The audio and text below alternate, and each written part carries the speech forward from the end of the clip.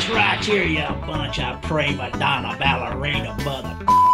Hi, welcome to SBR Videos. I'm Peter Loshak. We are at the All-Star break right now in the baseball season, and we're talking right now with SBR contributor Dave Golikoff about some first half trends and thinking about which ones might continue into the second half. Right now, we're going to take a look at totals. Dave Golikoff, thanks for being with us.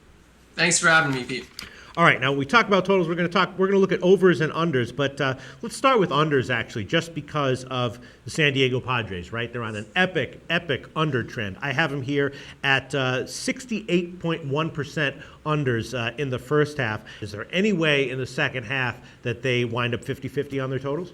San Diego is absolutely crazy right now. I mean, what's funny, Pete, is that San Diego is an under team already. So it's not, sometimes we see teams that we expect to be high scoring and they become low scoring or vice versa. And the odds makers sort of come into the season with a sort of a range of a total for them and they go way under or way over the number. San Diego is an under team. They've been an under team for like the last decade or so, ever since they moved into Petco Park. They're facing low totals. No one expects them to have a good offense, and they're still crushing it with the under, which is absolutely phenomenal. Yeah. We're talking about a team that has scored the fewest runs in baseball themselves. They're at less than 3 runs a game.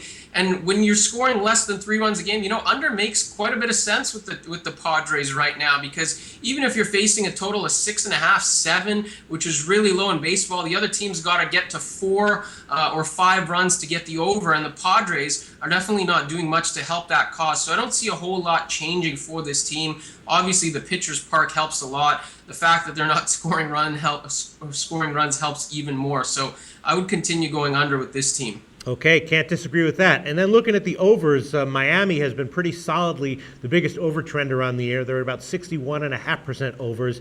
Then after them come Colorado, Detroit, and the Angels, all between 56 and 57% overs. And then Texas with about 55% overs, and they started to go significantly over towards the end of the first half. Do you think any of those trends don't continue in the second half? Don't continue. Well, yeah. If any of those trends don't continue, I would bet on Miami. Now, you take a look at Miami. Let's compare them to a team like Colorado. Colorado, you got the numbers to support the over. They got the best park factor for your sabermetrics lovers. Obviously, the best park factor in baseball.